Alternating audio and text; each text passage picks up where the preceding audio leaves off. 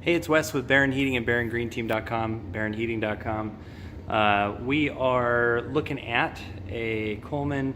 It is our private label of stuff, but it is a Coleman system that is similar to York or Luxair if you're buying in a different part of the world. This system is installed. We have a very large volume house. This is a 4-ton, 5-stage outdoor, modulating 80% indoor. We did 2 zones. For the house, we installed that some zoning to take care of some needs in the house. I'll go over that with you, but this video is super important. You get to understand a little bit of the value of systems, and you know, I carry a lot of brands: Carrier, Lennox, our private label, which is Coleman, Daikin, Mitsubishi, on and on. So, but the deal is that there really aren't any inverter systems that provide true non-proprietary control. And so one thing I love about the Coleman 5-stage is that it allows me to use whatever thermostat system I want. And in this case, I'm using a Honeywell zone control, Honeywell static bypass, which I'll explain, and then I've got 2 zone dampers on the system as well. So awesome. Let me go take you outside real fast, and let's just get a quick glimpse of the actual unit. So here, it's on this side of the house. It's over here to the left. It's not very far away. I want you to listen, okay? It's on full max. It's a 4-stage unit.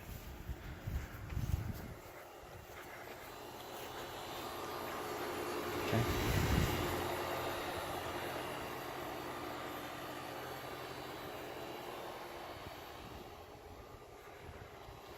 Okay, so very quiet. Very excited. Now this is on full high stage. I've got both zones on. It's rarely going to happen in this case with the air conditioning. We're mainly concerned about the upstairs, and the main living area is secondary, so it's really hasn't been on super high speed very much. And today's a nice great day, but I cranked it on so we can get worst case scenario. Okay, so that's a 4-ton 5-stage model number CH16 Coleman. And you'll notice that little things, I don't want to skip over too much because there's a lot of design here, but little things like, you know, coming out of the garage with a little hood and making sure that's all sealed and all that good stuff. Okay. Some of the pros that watch my videos are going to say, wow, that stack in the garage is like crazy. It's so tall. And it is. The customer was warned, but it was the only way. What I wanted to do, so if you notice, is that I've got, you know, air coming down here and it splits here, and I wanted to segregate the main living area and the basement as a zone. I couldn't get the basement and the main living area separate, and so I had to consider them as a single zone. And then we were able to get the upstairs had its own riser already, so we put a zone in for that, and then of course the static bypass. But what that allowed me to do was, for layman, is that we're able with the zone control panel to either open a valve here or open a valve here. And the system, because it's 5-stage and fully modulating for heating, it's going to be able to ramp down and adjust and control itself based on how much need is there for the house. Now this house, again, I couldn't isolate the basement. So what we're doing in cooling is we are shutting the vents downstairs. Our static is 0.66, which is perfect. And again, we used a Honeywell electronic air cleaner to limit our return static. We have the fan on continuous. We did aero seal the system. So our fan, we're never going to have air going that way out of the system. So we didn't put a damper here. And when I did the blower door test, what I found was that the house absolutely required that duct stay open 24/7 as far as air, oxygen levels and ventilation. So we're always bringing air in there. And then this bypass damper, what this does is it says, okay, so think about it. If the system, both systems are on, okay, I've got air going this way and I've got air going this way, okay? What's gonna happen is that at one point, this satisfies. So this shuts off. Now, all I have is air that can go this way, but the system is fully ramped up to provide air to both. Well, what this allows the system to do is go bah, until it can adjust itself to allow for the lower volume of need and BTUs. So instead of having all this stress where it's hammering here and only getting to go up the side on the back side here, it's going to be able to go up and around and make that loop again and provide some backflow pressure relief. Okay. Now, one other thing we did was we used the one other reason why I love this system for zoning especially is that with the Honeywell RedLink we can do wireless, easy wireless control. So I have a thermostat that's connected to the main thermostats, and then I have one that is connected to this EIM, this equipment interface module, that's wireless to the upstairs. Now, something to remember, and is really cool, is that even though I'm wireless to the EIM can also control all my averaging sensors. So one thing that was really great about the upstairs and the downstairs, I was able to have the RedLink thermostat, Honeywell 8000, and 3 wireless averaging sensors for the upstairs and 3 for the downstairs. Really get a great picture of the whole space as we went along. So let me take you inside. I want to show you something in the basement that was really important that you have to think about as you go through this. Okay, so as we come in here, so the first thing about the basement is that it's attached with this door here, and one of the things, this grill was not here, so you got to remember that in heating, when the system's on, if there is nowhere for the air to go, it will pressurize the basement, which will put the main living space under negative pressure. And if my main living space is under negative pressure, then I'm also bringing hot air from the attic down into the space through the sides of the house, through hot walls, etc. And so you have to provide balance. And in this case, because we have the vent shut, we have one vent open downstairs, just to provide a little bit. And I'll see if this will even flutter. So I think I scrunched it too much. But it was fluttering a second ago. So I'm trying to press it flat, but I can't. Okay, so air is coming from the basement up through this, and that is heading straight back to my return upstairs. So one of the things we were also doing is running continuous fan on medium speed, in this case with the volume of this house, 24/7. Because we aero sealed the ductwork, you don't want to do that. You do not want to run your fan 24/7 unless you have completely sealed your ductwork as much as humanly possible. And AeroSeal does the best job of that. So the air is going to come from the basement, come out here, go up into the return, and complete that cycle again. If it can't do that and it just pressurizes down there, then the other parts of the box, because this is pulling 100%, start to go into a vacuum, because they're going, I'm not getting all that air back. So it goes, and then the air comes in from, they don't have any can lights, which would be the worst case scenario, but it comes through windows and under doors, all that kind of stuff. Something to also remember. So on this main floor, we did averaging sensors. So we have the thermostat over here. So here's the thermostat. And then what we did is we took averaging sensors and we said, okay, let's get another picture of the space. So on the west side of the house, we got one here.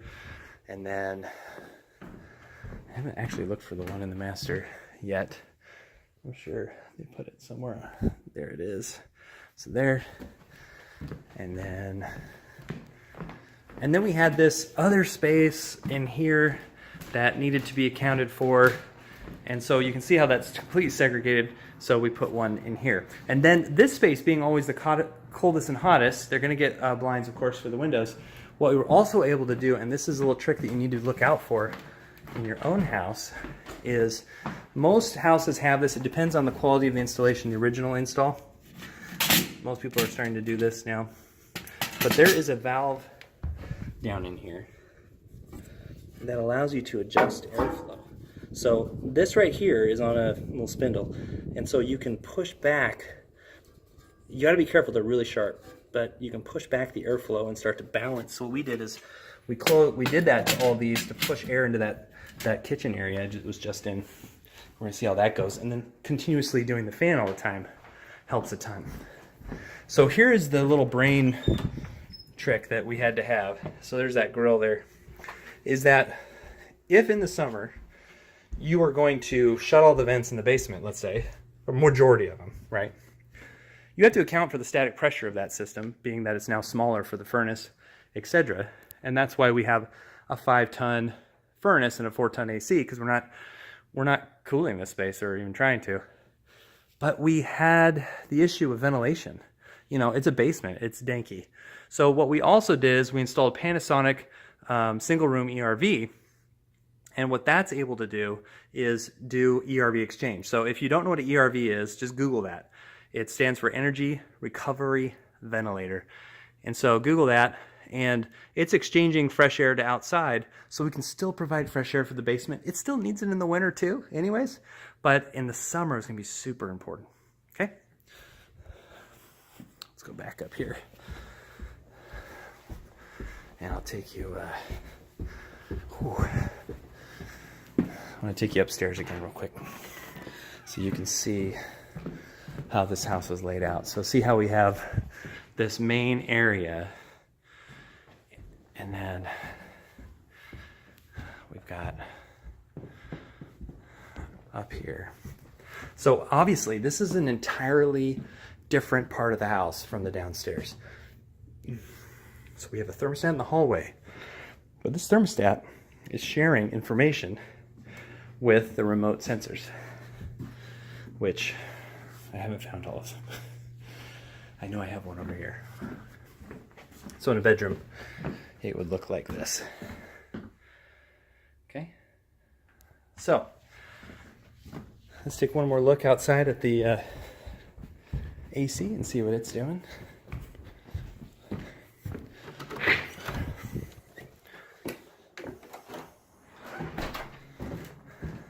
The hardest part about all this is the sheer brain power. And I'm not saying like smarts. I'm saying durability of your brain while you're trying to figure this stuff out. I spent an hour here the first time. They wanted AC, and I said, I can't just be like, this can't just be a regular old AC, like dump AC in this house. I ended up coming back for 4 hours, and we just dug into the house. We did the blower door. We did infrared. We just went roundabout on the zoning and okay, what are we gonna do about the basement? All that kind of stuff. How are we gonna balance the airflow? So this kind of stuff, and it's important that on a job like this, that someone like me comes back and, you know, checks things. I changed the constant fan speed. The guys did an amazing job. It looks fantastic. Everything I needed to have happen happened. But there's always just like, it's so much going on. There's always just like a little thing here, a little thing there. I checked the fan speed of the Panasonic downstairs, that kind of stuff. So anyways, you can tell by the volume of my voice. I know that on a computer, you could just turn the volume up or down, but I'm just talking at regular volume. So you can kind of see that this is conversationally about what that would be. And then of course on low speed, it's just like a ductless. It's super quiet. Okay, so this has been a, let's see, Coleman 5-stage AC with a modulating 80% indoor with Honeywell 2 zones. We did averaging sensors, we did the Panasonic ERV downstairs, and we did a bypass grill for the basement. There's one thing upstairs that we also did that I didn't show you, and that's that the flex was kind of pinched up off the can there, so we installed an elbow for the flex so that it could roll off a lot better, and that because my static pressure was weird, it was way off on the return with plenty of ductwork, and that's what it ended up being, was a pinch in the flex ductwork. So look out for that. And thanks a bunch for watching. It's been a long one, but super important and super great results. Thanks again.